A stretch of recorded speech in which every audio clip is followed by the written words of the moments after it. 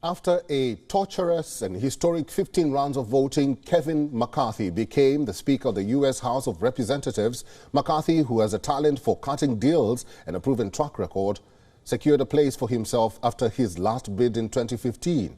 The 57-year-old Californian won the elections, becoming Washington's top legislator, who will now preside over House business and is now second in line to the presidency.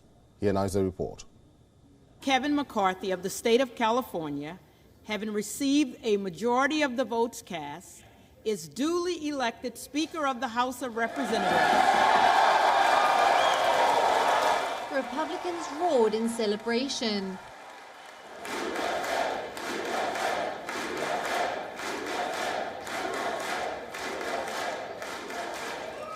This is the moment when Kevin McCarthy was elected as the U.S. House Speaker in a historic post-midnight 15th ballot.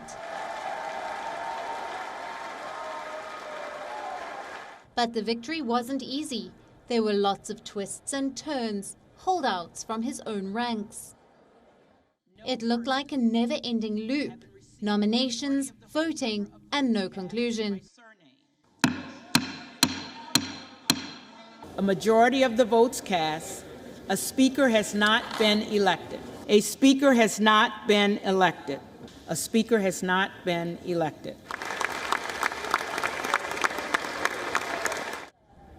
Not just Republicans, but the world's oldest democracy took a sigh of relief after 4 days of grueling ballots. McCarthy managed to flip more than a dozen conservative holdouts to become supporters, including the chairman of the Chamber's Freedom Caucus. And the new leader of the House was in praise of a man who wasn't there, but his presence loomed large as the Republicans tried to end the statement. Well, President Trump talked to a lot, but I also think it's them and wanting to make this conference united and work together. So I thanked him for that, and Matt worked hard on that as well. But on the floor of the House, tensions boiled over in a chaotic scene. Fingers were pointed, words exchanged, and violence apparently just averted.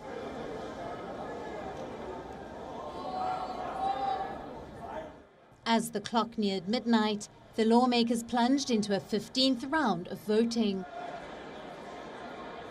In the more brutal fights for the gavel in U.S. history, McCarthy emerges as a weakened speaker, having given away some powers and constantly under threat of being booted by his detractors. It's bad in the way that America looks at the rest of the world. It looks as if this democracy can't govern. You know, in a time when democracy is under stress around the world, not least in Ukraine, here we have a demonstration of the American government, the so-called the greatest democracy in the world, not being able to function. That's not good for anybody. That's not good for Biden. That's not good for the Democrats. That's not good for everybody, for anybody. This week's 14th failed votes marks the highest number of ballots for the speakership since 1859. Remember, these were in the turbulent years before the Civil War. And right now, the battle for America's democracy is far from being over.